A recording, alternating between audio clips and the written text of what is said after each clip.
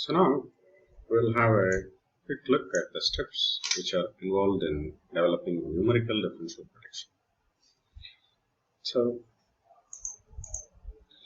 as you already know that numerical differential protection is now discussed in order for protecting your transformers to detect and also isolate faults on the transformers. So as already mentioned in our previous lecture, we will be having so many things which we need to consider in order to develop this numerical protection. It should employ numerical techniques.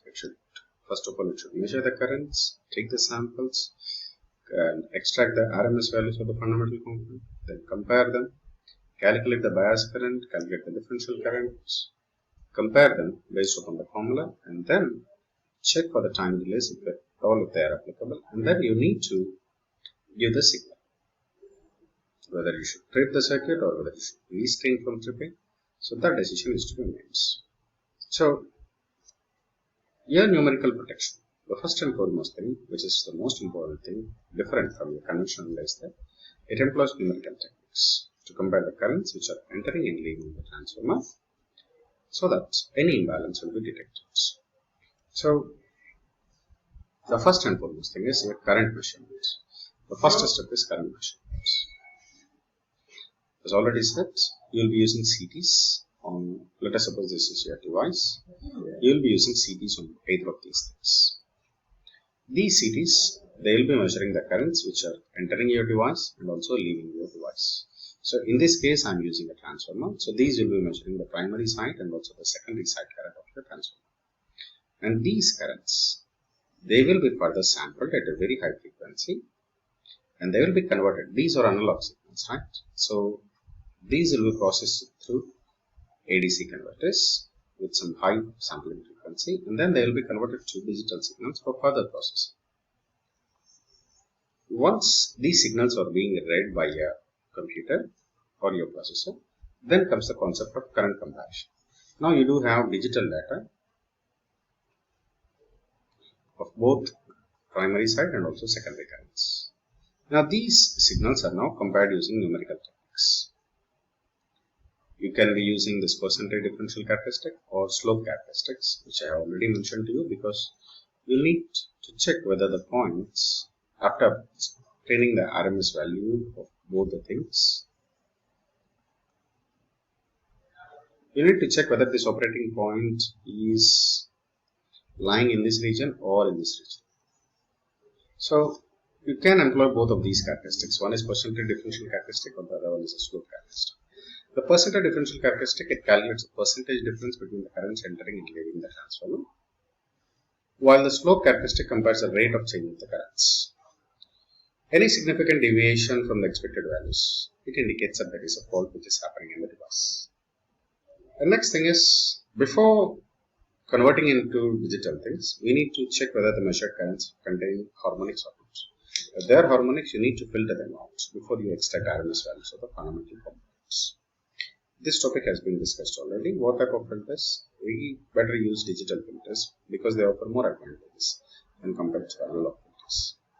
And next is fault decision and decision making. This is also one important thing. The processed current signals, they are compared against preset threshold values. If the differential current exceeds the threshold currents, as already I said, this I1 minus I2, if it is greater than your K into I1 plus I2 by 2 plus I peak value, then your trip signal is to be initiated so that your faulty transformer will be isolated. And most important thing, the backup protection. A numerical differential relay is typically used in conjunction with other protective relays in your system. You can be using overcurrent relays, voltage relays, temperature relays for providing backup protection. So your so far developed numerical differential protection must be in association with these backup relays. And ensure that your transformer is protected against various types of faults, including internal and external faults also. And finally, as already mentioned, in case of overcurrent relay, your device must be, the relay which you are developing must be having suitable communication protocols. So it should communicate with other relays and you should have a proper communication protocol, just like your Zigbee networks or Ethernet or whatever, you must have proper communication protocols through communication units, so that your entire protection schemes are coordinated and your fault is properly located where entire, because your power system is very large. You need to identify it quickly and accurately. So these are the things which you need to consider before you are developing your differential relay. And finally, before closing, I'll show you the Siemens developed differential protection relay, which is generally number 87. Try to remember, in the last class we have seen 50 to 51. These two offer overcurrent relays, whereas 87 number is generally used for differential protection relay. See, the Siemens relay which is developed, see, this is the Siemens relay. If you can carefully see, it offers so many functions, and you can see that there are nearly, these are the LEDs. They will be glowing when there is any of these conditions if it is happening. Okay, so these are the functions which are offered by this thing. It will offer differential protection, it will offer ground fault protection, restricted earth fault protection, and trip circuit supervision, and also any inrush currents are there, it will be detected. So these are the numbers associated with that one. 87 is basically differential, whereas 81 is an inrush detection. So here Siemens relay, which is present here, it is capable of providing all these functions. You can see the LEDs, differential pickup, differential trip. See, differential pickup LED will be lit when it senses any differential current and pickup currents. So when it senses any differential current and picks it up. So differential trip, it indicates whether there is a differential trip happening due to any internal faults. SEF, which is nothing but sensitive earth fault. It indicates sensitive earth fault. So in case of your any earth fault happens in your zone, out zone, then your sensitive earth fault element will pick up. And once it picks up, if there is any caution for your relay tripping of the relay, then automatically this relay will be, this LED will be lit up. And also there is a restricted zone REF, restricted zone earth fault.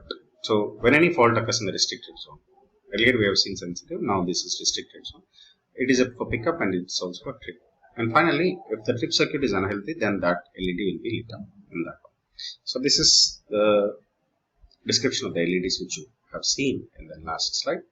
So this is finally, I want to show you, this is a protection scheme which we will be employing, numerical protection scheme or digital protection scheme which we employ for the protection of transformers. So this is your transformer. Yeah, this is your major transformer.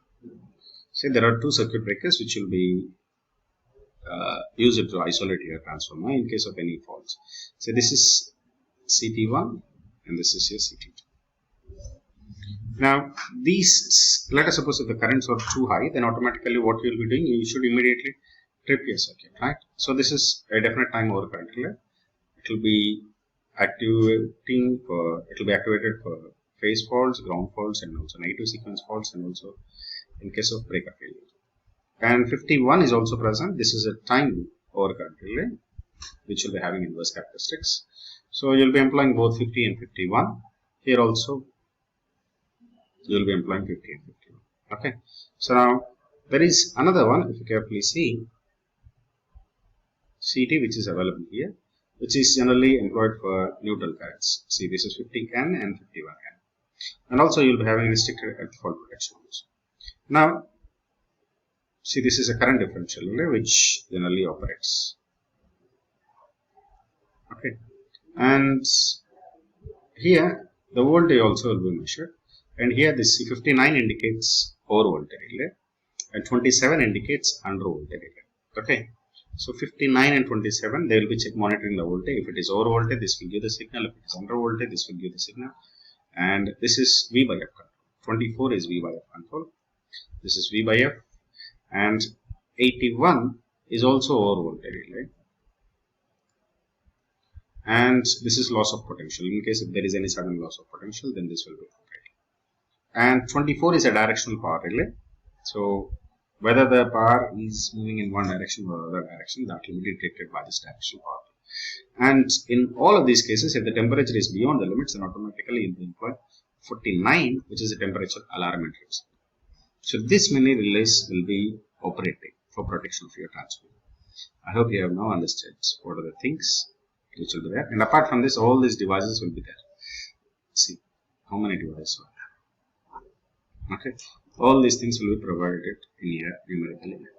Okay, so now I hope that now you are able to describe the differential protection, numerical differential protection of a transformer. We started with what are the things which you need to consider, and we have seen the algorithm, and you need to develop flowchart, that is your homework. And we have also seen the Siemens model of numerical differential image, and finally we have seen the inter-block diagram, what type of protections are provided for your what type of protections are provided for your transformer. Okay, so if you want to develop a numerical protection relay, numerical differential relay, then you can go through all these things. You should have a proper analysis of the entire scenario. You must carefully coordinate whatever the device which you are developing. You must coordinate with the other devices. You should ensure whether there is a backup protection or a secondary protection or that. And proper testing is also to be done before you implement it in real-time scenario. So consult with proper engineers and follow suitable guidelines which are developed by EEC and also actively, and try to develop numerical LS. Okay. So that's it from my side.